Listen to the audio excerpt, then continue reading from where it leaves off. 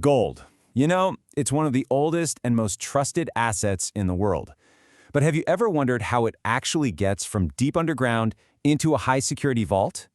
Well, today, we're digging into a company that does exactly that, B2Gold.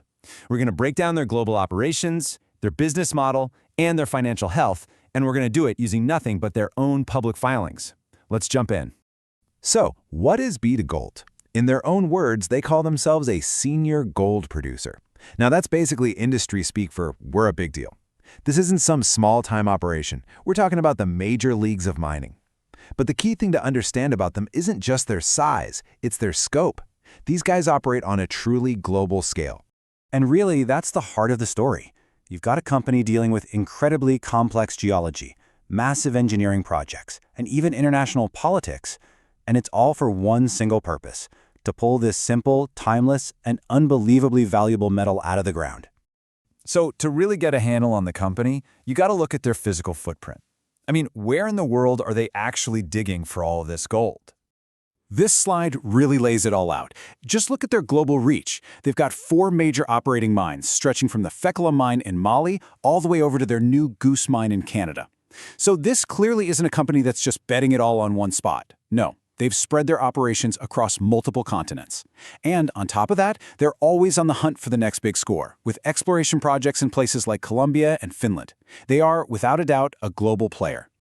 Okay, so that brings us to the most fundamental question, right? With all this global machinery and all these mines, how does a company like B2Gold actually turn dirt into dollars? You know, it really boils down to these 4 basic steps. First, they spend a ton of money on exploration, trying to find new gold deposits that are actually worth digging up. Then comes the really hard part, the massive industrial effort of mining it. After that, the raw stuff gets refined into pure gold bullion. And finally, they sell that gold on the global market to all sorts of dealers and institutions. Now, this quote from their own filing is super important because it gets to the very heart of why they even have a business. It tells you why there's always a customer for what they're selling. See, gold isn't just some shiny metal. It's seen as a store of value, a safe place to park money in uncertain times, and a way to protect against inflation. It's this constant underlying demand that really powers their entire operation.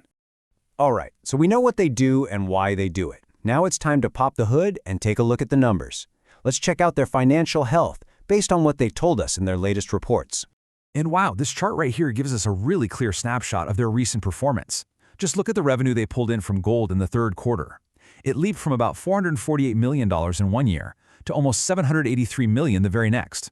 I mean, that is a massive year-over-year jump, and it was driven in large part by a higher average selling price for gold. Okay, you're going to see this term AISC all over their reports. It stands for all-in sustaining costs, and it's an absolutely crucial number. But don't let the jargon scare you off. All it means is the company's total, all-inclusive, bottom-line cost to produce one single ounce of gold and get it to market. Simple as that. The lower their AISC, the more profit they make on every ounce. So the company also pulled off a pretty smart financial move called a gold prepay agreement. The analogy here is pretty easy. Just think of a farmer who gets paid in the winter for a big chunk of the crops they promised to deliver in the summer. That's what B2Gold did. They got a $500 million cash payment right now up front. In return, they'll deliver a fixed amount of gold down the road. It's a really strategic way to lock in some future revenue and get a big pile of cash today. And that brings us right to their cash position. At the end of the third quarter, the company was sitting on $367 million in cash and equivalents. Now, this isn't just some random number. It's a really important indicator of their financial stability. It means they have the money, the liquid assets, to fund their day-to-day operations, keep investing in exploration, and ride out any short-term storms that might come their way. Okay, so beyond the raw numbers, what is management themselves actually saying? Let's take a look at the opportunities and the risks they see on the horizon, straight from the source. So leadership is highlighting 2 big tailwinds pushing them forward. First, their brand new Goose Mine up in Canada is officially up and running, which is a huge deal. Second, they're investing heavily in the future, pouring about $61 million into exploration this year. But on the flip side, they're also very open about the headwinds. Operating in so many different countries comes with geopolitical risk. And of course, their profits are always tied to the volatile price of gold. And that's something no mining company can control. And speaking of the view from the top, there is a massive change happening right now. After founding the company way back in 2007 and leading it for nearly 2 decades, the president and CEO, Clive Johnson, is retiring. He's passing the torch, as he puts it, to the company's longtime CFO, Mike Cinnamond. Make no mistake, this is a huge, pivotal moment for B2Gold, and it's absolutely going to shape their next chapter. Okay, so how do we wrap our heads around all of this? Let's take everything we've learned from their filings and put it into a simple, objective framework: the bull case versus the bear case.